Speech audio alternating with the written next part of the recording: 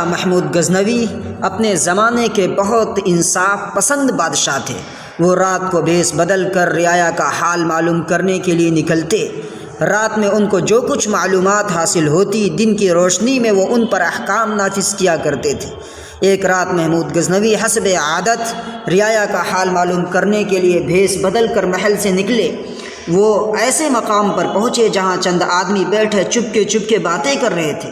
سلطان بھی ان کے پاس جا پہنچے اور دعا سلام کے بعد پوچھا، تم کون ہو؟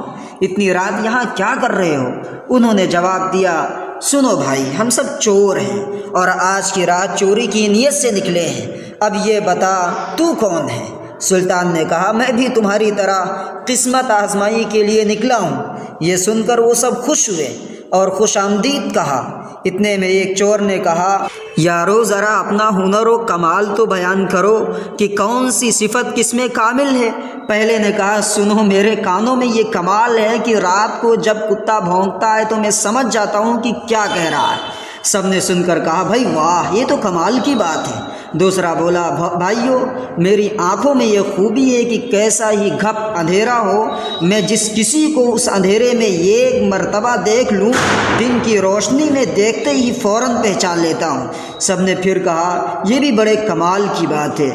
تیسرے نے کہا، میرے بازو میں یہ قوت ہے کہ صرف اسی کی مدد سے مضبوط دیوار میں سرنگ لگا لیتا ہوں۔ چوتھے نے کہا، میری ناک میں یہ کمال ہے کہ زمین سونگھ کر بتا دیتا ہوں کہ خزانہ کس جگہ دبا ہوا ہے۔ پانچواں کہنے لگا، میرے پنجے میں وہ زور ہے کہ اونچی سی اونچی جگہ پر کمند پھینک سکتا ہوں اور وہ وہیں چپک جاتی ہے۔ جب پانچوں چور اپنا اپنا ہنر بیان کر چکے، تب انہوں نے سلطان کی طرف دیکھا اور کہنے لگے، ہاں بھائی، اب تو بتا، تجھ میں کیا کمال ہے تاکہ ہم فیصلہ کریں کہ تجھے اپنے ساتھ شامل کریں یا نہ کریں۔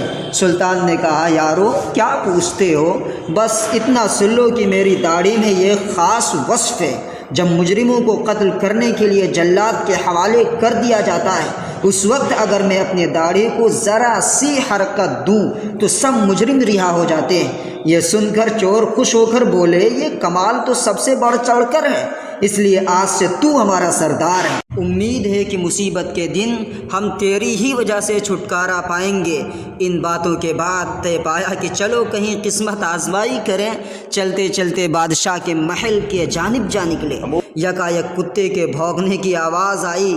وہ چور جو کتوں کی بولی سمجھنے کا دعویٰ کرتا تھا، خوفناک ہو کر بولا، غضب ہو گیا، یہ کتا کہہ رہا ہے کہ بادشاہ تمہارے دائیں بائیں جانب ہی موجود ہے۔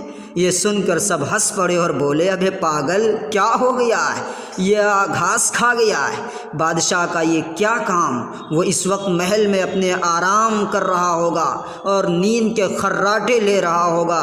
پہلے چور نے پھر کہا، نہیں کتا یہی بات کہہ رہا ہے کہ بادشاہ تمہارے ساتھ ہے۔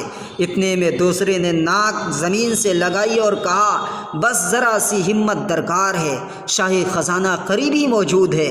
کمند پھینکنے والے نے محل کی چھت پر کمند پھینکی جو فوراً کنگورے میں اٹک گئی اور وہ سب کمند کے ذریعے محل کی چھت پر جا پہنچے۔ سرنگ لگانے والے نے سرنگ لگائی اور اس کمرے میں ساتھیوں کو لے کر گیا جہاں شاہی خزانہ موجود تھا، جس کے ہاتھ جو لگا جی بھر کے سمیٹا اور سارا مال ایک محفوظ مقام پر چھپا دیا تاکہ اگلے روز خزانے کو تقسیم کریں۔ سلطان نے ان کی جائے پناہ اور ایک ایک کا نام حلیہ ذہن نشی کر لیا تھا۔ اس کے بعد ان کی نگاہوں سے چھپ کر محل میں چلا گیا۔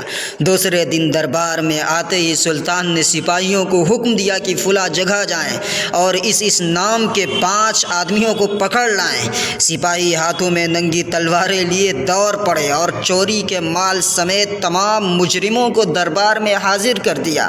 سب کے ہاتھوں میں ہتھکڑیاں اور پیروں میں بیڑیاں پڑی تھیں۔ چہرے موت کے خوف سے زرد تھے اور بدن خشک تنکے کی طرح کانپ رہے تھے۔